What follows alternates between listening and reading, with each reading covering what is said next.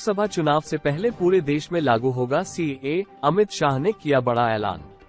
Bharatiya Janata party इस समय लोकसभा चुनाव की तैयारियों में जुटी हुई है। इसी बीच केंद्रीय गृह मंत्री अमित शाह ने एक बड़ा ऐलान किया है। दरअसल उन्होंने कहा कि लोकसभा चुनाव से पहले पूरे देश में नागरिकता संशोधन अधिनियम लागू हो जाएगा। दरअसल एक कार्यक्रम के दौरान उन्होंने इस बात की घोषणा की है। उन्होंने कहा, मैं साफ कर देना चाहता हूं कि सीएए किसी भी व्यक्ति की नागरिकता नहीं छीनेगा। इसका उद्देश्य केवल धार्मिक उत्पीड़न का सामना कर रहे पाकिस्तानी, अफगानिस्तानी और बांग्लादेशी अल्पसंख्यकों को नागरिकता देना है। गरीब के लिए अपना घर ही उसके उज्जवल भविष्य की गारंटी, पीएम मोदी ने 24,000 से ज्यादा परिवारों को सौंपा सपनों का आशियाना।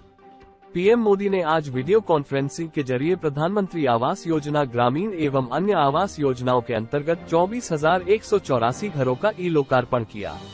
ये आवास 1,411 करोड़ की लागत से बने हैं। पीएम ने कहा कि आज जिन परिवारों को उनका नया घर मिला है, उन सब परिवारजनों को मेरी तरफ से बहुत बहुत बधाई और शुभकामनाएं। जब ऐसे काम होते हैं तभी देश कहता है, मोदी की गारंटी यानी गारंटी पूरा होने की भी गारंटी।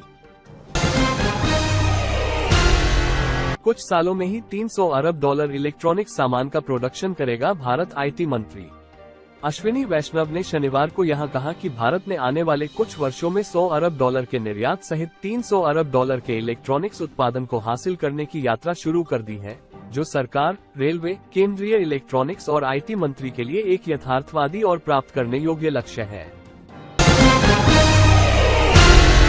आपस में जुड़ाव बढ़ाएं हिंद महासागर के देश, विदेश मंत्री जयशंकर ने पर्थ में 7वें हिंद महासागर सम्मेलन में जताई चिंता।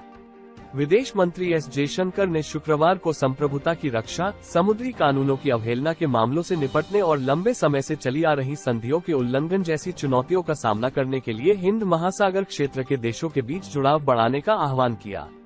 उनकी टिप्पणियों को चीन की सैन्य आक्रामकता के संदर्भ में देखा जा रहा है। अयोध्या में 1 महीने सेवा करेगा अमेरिकन दंपति, 10,000 भक्तों में हो रहे प्रसाद वितरण में प्रतिदिन होंगे शामिल। इस्कॉन मंदिर में शुक्रवार को 3 दिवसीय कम्युनिकेशन सम्मेलन का समापन हुआ।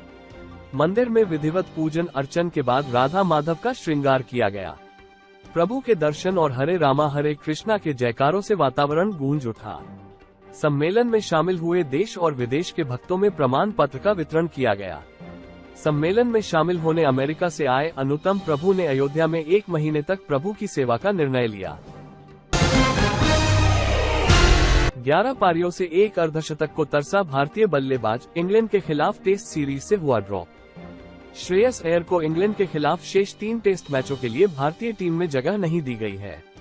अय्यर शुरुआती 2 टेस्ट में भारत की प्लेइंग 11 का हिस्सा थे, लेकिन सीरीज के बचे हुए 3 टेस्ट के लिए उन्हें टीम से बाहर कर दिया गया।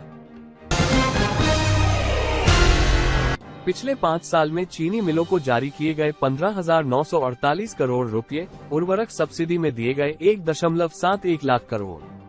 केंद्र ने किसानों के गन्ना मूल्य बकाया के भुगतान के लिए विभिन्न चीनी मिलों को पिछले 5 सालों में विभिन्न योजनाओं के तहत लगभग 15,948 करोड़ रुपए जारी किए हैं। वाणिज्य और उद्योग राज्य मंत्री अनुप्रिया पटेल ने संसद को बताया कि चीनी, कच्ची, परिष्कृत और सफेद चीनी के निर्यात को फिलहाल प्रतिबंधित श्रेणी में रखा गया है। करोड़ों कर्मचारियों को तोहफा, ईपीएफओ ने बढ़ाया पीएफ पर ब्याज। सेवानिवृत्ति निधि निकाय ईपीएफओ ने शनिवार को 2023-24 के लिए कर्मचारी भविष्य निधि जमा पर 3 साल की उच्चतम ब्याज दर 8.25% तय की। मार्च 2023 में कर्मचारी भविष्य निधि संगठन ने 2022-23 के लिए ईपीएफ पर ब्याज दर को 2021-22 में 8.10% से मामूली बढ़ाकर 8.15% कर दिया था।